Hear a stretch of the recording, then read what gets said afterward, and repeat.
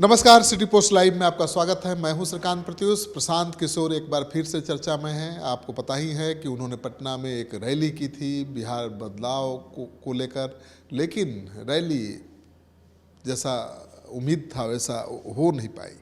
तो रैली तो उम्मीद के हिसाब से हो नहीं पाई, फेल कह सकते हैं। आखिर क्यों ऐसा हुआ?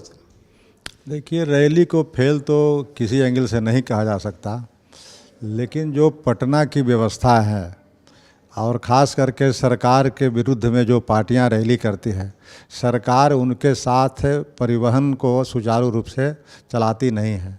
लेकिन हम लोगों की गलतफहमी हुई कि सरकार और राज्य के जो जिला के प्रशासन हैं उन लोगों से हम लोगों ने लिखित ले लिया था कि ये ट्रैफिक व्यवस्था को हम लोग सुगम रखेंगे, गाड़ियों का आवागमन जारी रखेंगे। लेकिन जैसे ही पटना के गांधी मैदान में रैली भी हम लोग का 2 बजे का समय रखा गया था, तो 2 बजे समय रखने का मतलब 4 बजे इसका पीक टाइम था। लेकिन 10 बजे, 9 बजे, 8 बजे से लोगों ने समझने लगा कि कुर्सियां खाली है। हम लोगों ने तो 2 बजे समय इसलिए रखा कि पटना में जब रैली हो रही है वर्किंग डे के दिन, तो बहुत सारे पटना में छोटे छोटे बच्चों के स्कूल हैं। अब उस स्कूल में जो बच्चे पढ़ते हैं तो 10 बजे, 11 बजे, 12 बजे उनकी छुट्टी होती है। तो अब 12-1 बजे जब बच्चे उस भीड़ में पड़ जाएंगे, उनकी गाड़ियां, उनकी बसें, तब बच्चे बिलखते रह जाएंगे गर्मी में, पानी के बिना और खाना के बिना। तो इन लोगों को ध्यान में रखते हुए जनसुराज एक अनुशासित पार्टी होने के नाते समय पहली दफ़ा एक नई परिपाटी बनाई कि हम 2 बजे, 4 बजे रखेंगे। तो 2 बजे जैसे ही 2, सवा 2 बजे लगभग 1 लाख के आसपास लोग पहुंच गए और गाड़ियों का जो अंबार लगा, तब प्रशासन की नींद उड़ गई। अब लगा कि नहीं भाई, सरकार के सामने प्रशासन का क्या रहेगा। अब वैसी परिस्थिति में प्रशासन ने वो जेपी सेतु को बंद करा दिया और यहाँ से लेकर के वहाँ तक जाम लग गए। तो वहाँ पर अब हमारे जो जितने वॉलंटियर्स थे वे कारगर नहीं हो सके उस जाम से निजात पाने में। नतीजा क्या हुआ कि जितनी बसें पटना में आई उससे अधिक बसें रास्ते में रह गई। तो यह सबसे बड़ा फेल्योर का कारण है। तो इसलिए हमारी व्यवस्था में भी कुछ लैप्सेज हुई और कुछ सरकार के द्वारा जो व्यवस्था कराई गई रैली को विफल करने के लिए, उसका ये परिणाम था। फिर भी हम जनसुराजियों का इस बात के लिए अफसोस नहीं है कि जो संदेश हम देना चाह रहे थे वह संदेश चला गया पटना और पटना के कहाँ से गया? प्रशांत किशोर इतने नर्वस हो गए कि उन्होंने रैली को संबोधित तक नहीं किया। इतना नर्वस होने की क्या जरूरत? नहीं, नर्वस नहीं हुए, लेकिन जो लोगों ने आया और सरकार की जो बद इंतजामी देखी और ट्रैफिक कुव्यवस्था देखी, उससे सफ़र करके कई लोगों ने हम लोग से कहा कि हम बस से आ रहे थे, बस जाम में पड़ गया तो हमने छोटी 4 व्हीलर पकड़ा, उससे भी नहीं निजात पाए तो हम मोटरसाइकिल से आ रहे हैं। तो इस तरह से जो लोगों ने कष्ट झेला और बिना उनका भाषण सुने, बिना ये किए हुए लौट गया, उन लोगों पर संवाद गया। उनके माध्यम से हम लोगों ने अपनी बातें संवाद पहुँचाई कि यह आक्रोश और लोगों को बढ़ गया कि सरकार के विरुद्ध में जो पार्टी रैली करेगी वह सरकार के विरुद्ध है, सरकार के लोग उसको रैली सफल नहीं होने। रैली विफल हुई फिर भी हौसला पस्त नहीं हुआ? नहीं, रैली को विफल किसी एंगल से नहीं कही जा सकती है। इसको सुपर हिट कहिएगा? सुपर हिट भी नहीं कहेंगे। तो रैली का जो मनसा था हमारा कि हम लोग आए थे वेटनरी मैदान में, जिस दिन स्थापना हुआ था उसी दिन निश्चय किए थे कि गांधी मैदान में एक बड़ा आयोजन करके हम लोग रैली करेंगे। तो गांधी मैदान में हम लोगों ने बड़ा आयोजन किया। तो जब 2 लाख के आसपास हमारे लोग थे, 1 लाख से ऊपर तो वहाँ थे।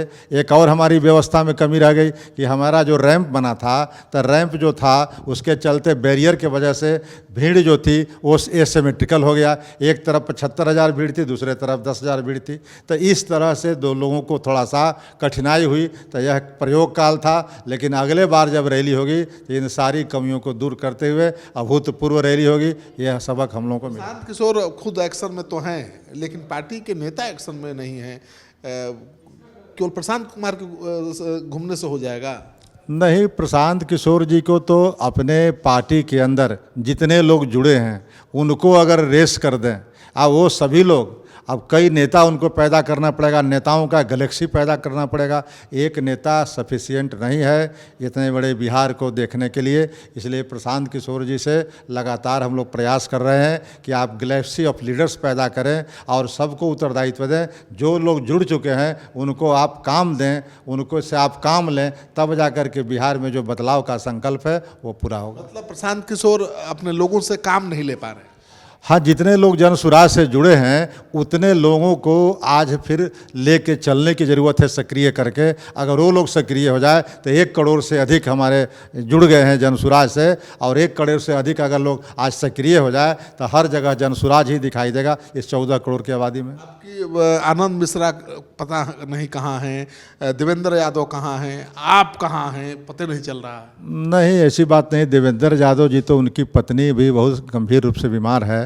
पारस में जब भर्ती थी आज से 4-5 दिन पहले, उसी रैली के दिन हम और प्रशांत किशोर जी और लोग भी मिलने गए थे पारस हॉस्पिटल में। उसके बाद वहाँ से उसी दिन दिल्ली गए थे। और आनंद जी तो बाज़ाब्ता रैली में भाषण भी दिए हैं और आनंद जी बैठकों में आ जा रहे हैं। इसलिए आनंद जी का मैं भी आपको देख रहा हूँ कि कार्यालय में मैं आपके समक्ष इंटरव्यू दे रहा हूँ, तब मुझे बाहर रहने की कहाँ बात आती है। अब क्या ओम प्रकाश यादव आएंगे? उनके बॉडी लैंग्वेज को देखकर नहीं लगता है। वो प्रशांत किशोर मिलने गए थे लेकिन वो उत्साह ओम प्रकाश ने नहीं दिखाया।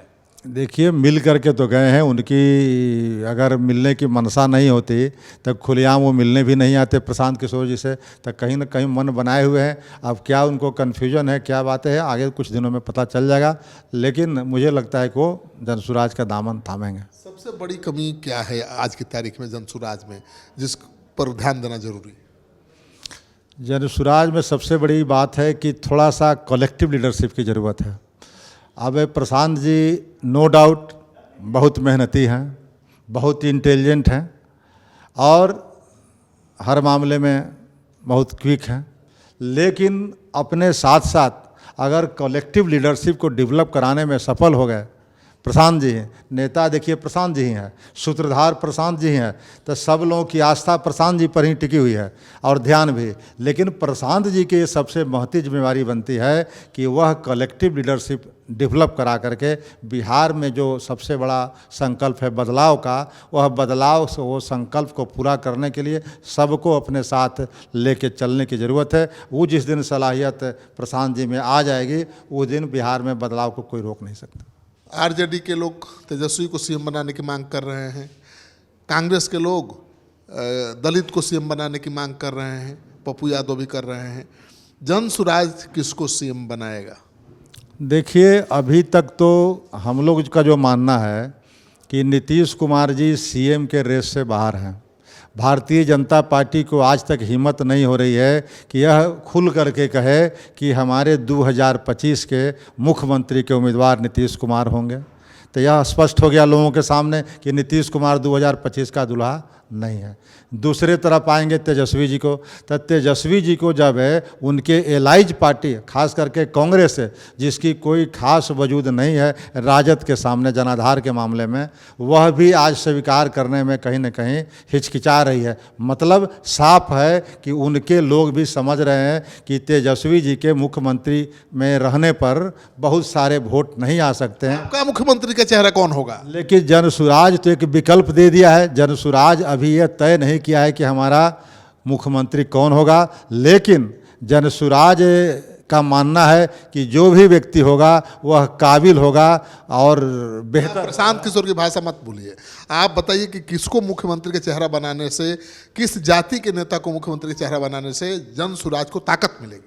देखिए, ये मेरा व्यक्तिगत बात हो सकती है, लेकिन जनसुराज के इस मुद्दे पर अभी तक फैसला नहीं किया है कि हम किनको 2025 के चुनाव में मुख्यमंत्री के रूप में प्रोजेक्ट करें। जब अगर जनसुराज की इस पर क्लियर हो जाएगी तो निश्चित रूप से आपके समक्ष ये बात। आपकी क्या राय है, दलित को, अति पिछड़ा को, किसको चेहरा बनाना चाहिए?